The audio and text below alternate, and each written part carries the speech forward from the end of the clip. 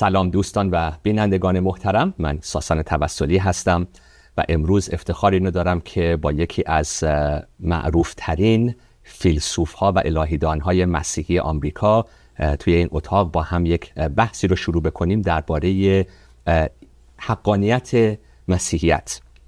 خیلی وقتا برامون سوال پیش میاد که آیا ایمان مسیحی درسته، بر اساس حق؟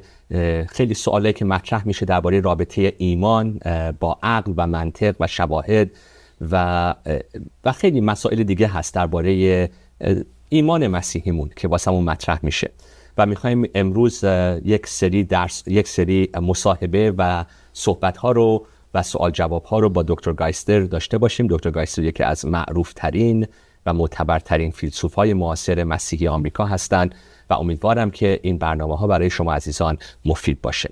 سوال اولی که میخوایم با شروع بکنیم درباره رابطه عقل و ایمان هست و این بحث جلسه اولمون خواهد بود. پس با هم مصاحبه رو شروع خواهیم کرد.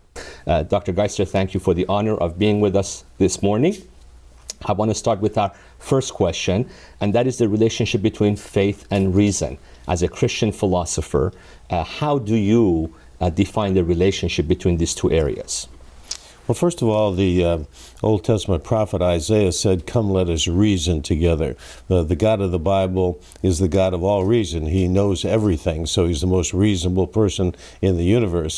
And in the New Testament, Jesus said to love the Lord your God with all your heart, with all your soul, with all your strength, and with all your mind. So it's one of the great commandments to be intelligent, to use your mind. In fact, the Apostle Peter said to give a reason for the hope that's in you with meekness and fear. St. Paul said, whatever things are true, think on these things. So throughout the Bible, there's a constant command to think, to be reasonable.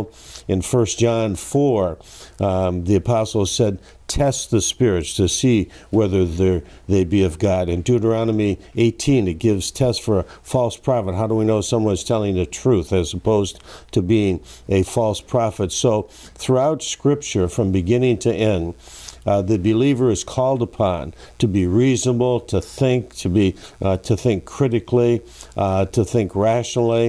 The apostle said these things were not done in a corner. He gave many infallible proofs, evidence. Or Jesus said, "Here's the witness. If you don't believe me for my word, believe me for my work's sake." So there's no question that from Genesis to Revelation, from the beginning of the Bible to the end, the Christian is called upon to be reasonable and to be rational.